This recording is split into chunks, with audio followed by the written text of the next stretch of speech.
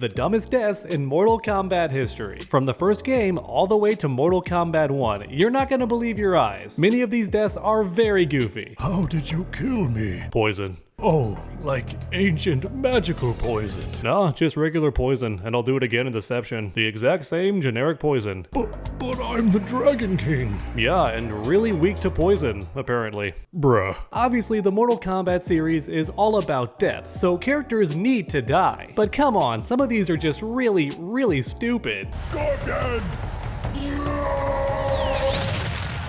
From killing characters for no reason, or just making the death itself really boring, and everything in between. Today we gather to mock the dumbest deaths in Mortal Kombat. Almost every game has one, by the way, so tell me which one is your favorite down in the comments. Then after watching, leave a like if you enjoyed today's video. Let's try and get 2,000 likes so that dumb Mortal Kombat deaths never happen again. Alright, then for anyone new, I'm trying to reach 500,000 subscribers before 2026, and that deadline is quickly approaching. Keep in mind, subscribing is completely free, so if you love watching my videos or just enjoyed this video, please smash that red button and ring that bell so you never miss any future content. Alright everyone, without any further ado, let's begin.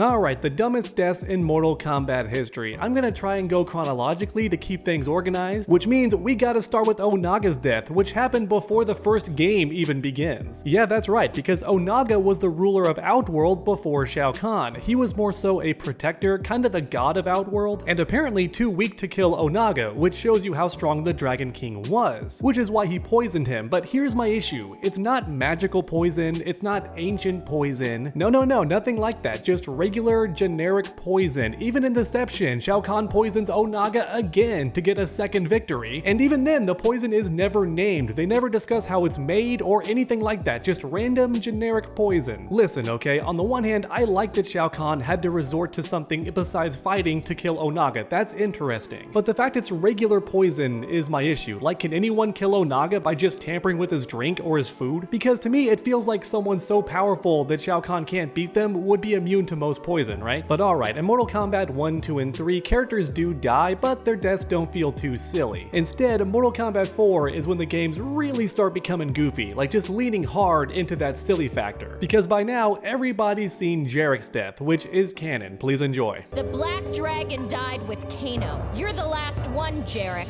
Never!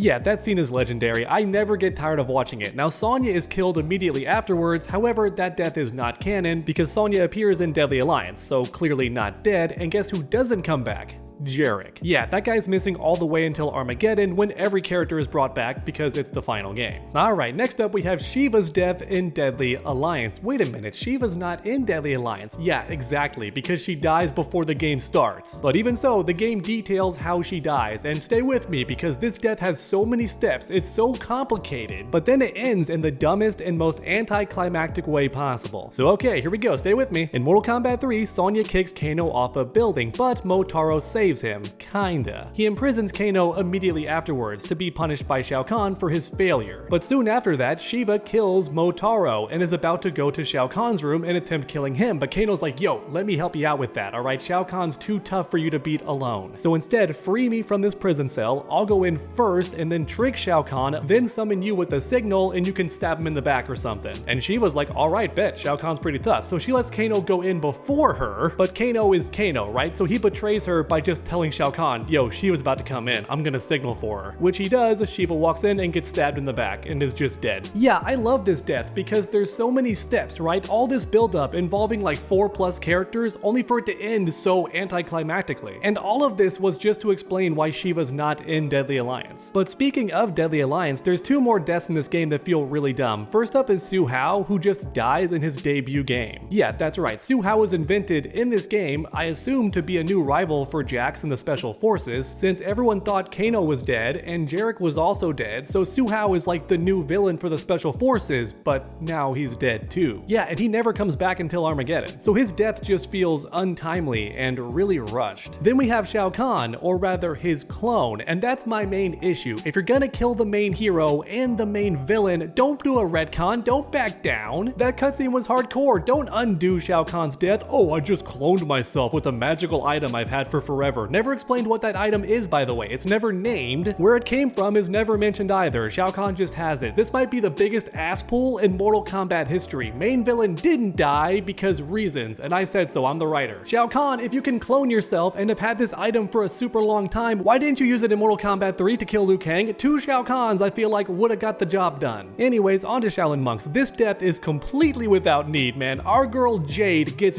deaded, instead of Melina, but with her weapons, ironically. Yeah, the Shaolin Monks kill Jade instead of Melina when she has the lethal weapon. Jade's got a combat staff for Pete's sake. By all accounts, it's not a lethal weapon for the most part. The thing's not even sharp at either end, right? It's a staff, but she gets killed and Melina is spared for questioning. Why? Melina has the lethal weapon. They're size. They can stab you, impale you, kill you. But alright, here's the craziest part. This game is supposed to be canon according to some Armageddon endings. That's right, Shaolin Monks was kind of a retcon, which would mean that Kitana still falls in love with Liu Kang. Yeah, no way, not after he killed her best friend. That's too damn goofy to believe. Shaolin Monks is not canon. I don't care what the original writers were trying to intend.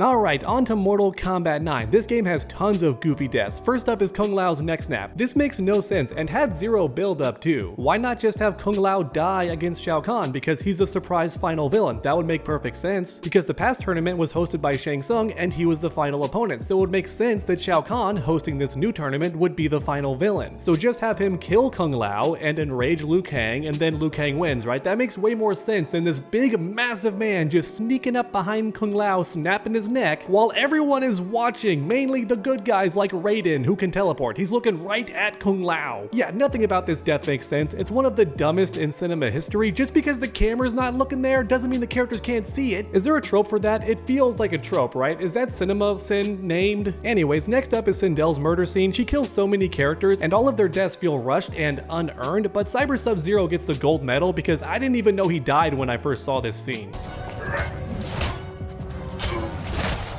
Yeah, nothing about that feels like a kill shot. He just gets knocked away. Plus, this guy took down Kintaro and Goro at the same time like it was nothing. You're telling me he gets one shot? Yeah, no, I don't buy it. That's one of the dumbest deaths, but the entire murder scene is really stupid. Even the biggest fans of Mortal Kombat 9 usually admit that the Sindel fight scene is really stupid. But speaking of stupid, Liu Kang's death is pretty dumb too. I understand the idea of Raiden losing control and being forced to hurt Liu Kang, the champion of Earthrealm, who's a good guy by all accounts. That is very sad. But on that same note, why not just injure him, right? Or have Liu Kang crippled for life. That would still be super sad and also raise the stakes, because here comes Shao Kahn and our greatest warrior is crippled. Yeah, you know what I mean? I feel like the writers didn't have to kill him here. Honestly, the entire third act of Mortal Kombat 9 feels like the writers didn't do their homework and it was due the next day. But okay, fast forward to Mortal Kombat 11, Scorpion's death. Pretty much everyone agrees this death is dumb, because look at Scorpion just standing there and getting impaled. This man can teleport or just light his entire body on fire like he does later, which works against D'Vorah. She hates fire. I don't know, maybe she's allergic, but the point is Scorpion could have done this from square one. It would have been fine. Also, I just realized that's the second poison death in this video. And once again, I hate it. Poison on Scorpion doesn't make sense. The guy's undead, isn't he? Yeah, nothing about this death makes sense. If you want to kill Scorpion, then have Noob Saibot do it, because that's Bi-Han, who Scorpion killed in the very first game. So he should be the one to kill Scorpion. That would be poetic in an unironic sense. People would like that. Because if anybody on the Scorpion roster deserves to kill Scorpion, it's Noob Saibot. He's the original victim of Scorpion. Yeah, that would have been much better, but for some reason NetherRealm's got a hard-on for D'Vorah and lets her kill everybody. Next up is Mortal Kombat 11 Aftermath, Shiva's death to Sindel. Yeah, I bet a lot of you didn't even notice she's dead in this scene, but canonically Shiva died after this fight. And somehow, this gets the Shoukans to follow her. Yeah, despite their queen being dead here with nobody else around who could have done it. God, this scene is so stupid. Honestly, most important scene scenes involving Sindel are stupid in the NetherRealm games. I don't get why. Is this character cursed? It feels like it. She's doomed to be involved in so many stupid scenes, including Mortal Kombat 1. First, we have a recreation of the MK9 murder scene that everybody hated, but NetherRealm's so dense they brought it back. I guess they never go on social media because they're chickens, but everyone hates this scene, NetherRealm. Why'd you bring it back? Liu Kang goes down? God, Liu Kang. Are we serious right now? He would stomp Sindel. Is he faking it? Anyways, good Sindel's the only person left standing, so there's a sword fight that feels out of nowhere. Sindel's never fought with swords before in any of the games. She had a Naginata in Deception, but that's because everyone got a weapon in those games. I feel like Sindel as a character would never need a weapon. She has so many superpowers, all of which are more powerful than a weapon, so why is she grabbing a sword? This entire scene is so stupid, it makes no sense. It's out of character too. But then we have the stupid cherry on top. Sindel goes for the kill, right? A big overhead swing that leaves her vulnerable, and she gets impaled in the chest, which is so cliche and so overdone. I'm tired of this happening in fiction. Characters go for big over-the-top finishing moves instead of just stabbing straight down, which would keep their core protected. Why not just do that? Or better yet, just scream at her. You can do that. Just scream at her until she dies. Why are you going near her? Yeah, nothing about this death makes any sense. Killing good Sindel and having evil Sindel do it is such a middle finger from the writer, it feels like, because you know they're salty at fans for hating evil Sindel ever since MK11 and before that MK9. So they killed off good Sindel and had evil Sindel do it. So lame. But I'm still not done with Mortal Kombat 1. Next up is the pyramid scene, which most people hate. I thought it was actually fun. Yeah, it's goofy and has no real stakes. It's all just fun over-the-top nonsense. But that's why I like it. And honestly, that's nothing new for Mortal Kombat. The series has tons of goofy over-the-top nonsense. I don't think that's the issue. However, I don't like how Ninja Mime and Janet Cage die here. It's meant to be a joke, but honestly, it feels kinda harsh to these characters for no reason. And also, it undoes how cool their victory over Goro was in this scene. They come together and perfectly choreograph his defeat. It's awesome. I really enjoyed it. And then we just see them die because, haha, they fell in a hole and they're dead now.